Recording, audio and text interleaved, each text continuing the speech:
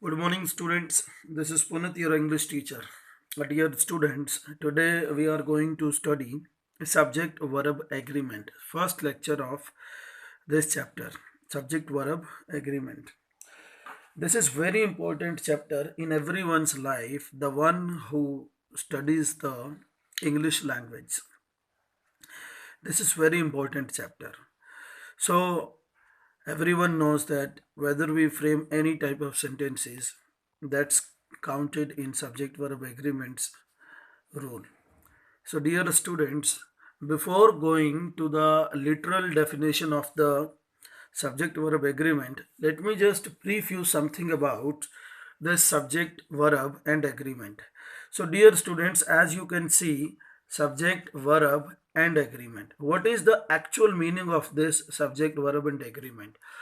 Let me tell you a very good opinion about this that when subject and verb started framing the sentences, there was an agreement between both subject and verb that whenever they form a particular sentence, verb has to be according to subject. The subject quoted a question or a term or an agreement to the verb, and verb agreed with the subject that if the subject is singular, the verb will remain singular, and if the subject is plural, verb will remain plural. Then they will form a right sense of the sentence, which will be meaningful and easy to understand for everyone.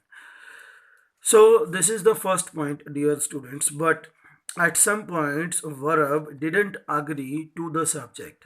There, it changed its meaning, right? Meaning of the sentence, which were very different initially. So what we are going to do, students? We are going to study first the basics of the subject verb agreement, and gradually we will go on. So let's just discuss the definition, that is literal definition. In a sentence, the verb must agree with the subject. This is very important point which I told you. Verb should be, must be according to subject, must agree with the subject. In other words, we can say that the verb used is according to person and number. According to person means the subject's person, first person, second person, third person, and then we go with this first person singular, first person plural. This is called number. Person and number. This number is singular and plural. Right, everyone? This is called subject verb agreement. This is abbreviated of subject verb agreement. Subject verb agreement. So, dear students, verb should be according to person of the sentence means subject, and the number of the subject. So, let me just give you one or two examples. He comes. Now you see first. He is singular subject, right? And comes is singular verb, right, everyone? Definition is, if the subject is singular, the verb must also be singular. That's very important. What we find here, when the subject is singular, verb is also singular in the sentence. Let's see the next sentence. They come. They is plural subject and come is plural verb. Now what we see here, if the subject is plural, the verb must also be plural. What do we need to see in this particular sentence? That they is a plural subject and verb is also plural used here. In these two sentences, what we found, if the subject is singular, verb is singular. If the subject is plural, verb is plural. Let's go to the next part of this uh, chapter, singular subjects. I have given you some of the subjects which are singular and used in our day-to-day life, whether it is literal life means we are studying literature or we are studying communicative language. I, you, he, she, it, Ram, Sita, the boy, the girl. These are the singular subjects. What are the singular verbs which are supposed to be used with these singular subjects? Now what we find here, the singular verbs next. Am, is, was, has, does, writes and reads. These are singular verbs, dear students. Now you find these are very easy to understand, but when it comes to see write, writes and read, reads, this is the singular form of the verb. Let's see to the next plural subjects. We, you, they, the boys, the girls. I will tell you further about this. Ram and Sham, Gita and Rita.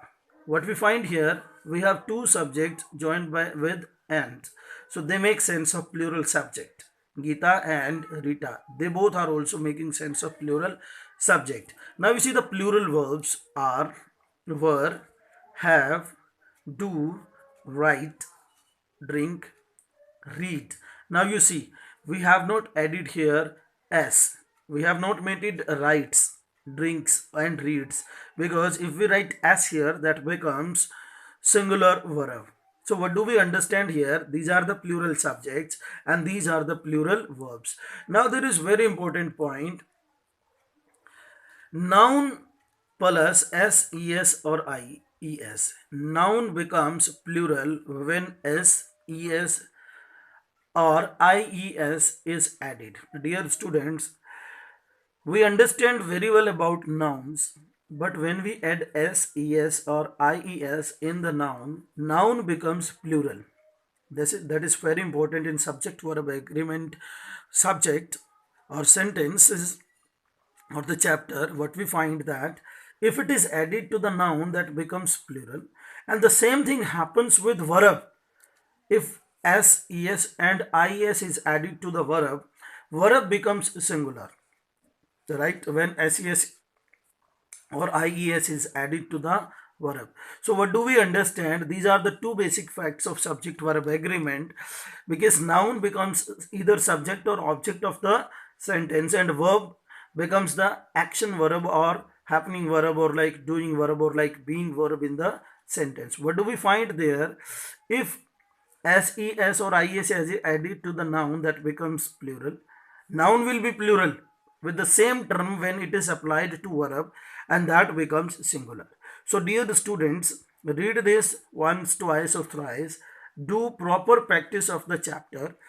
Next lecture will be shortly given to you. Thank you very much.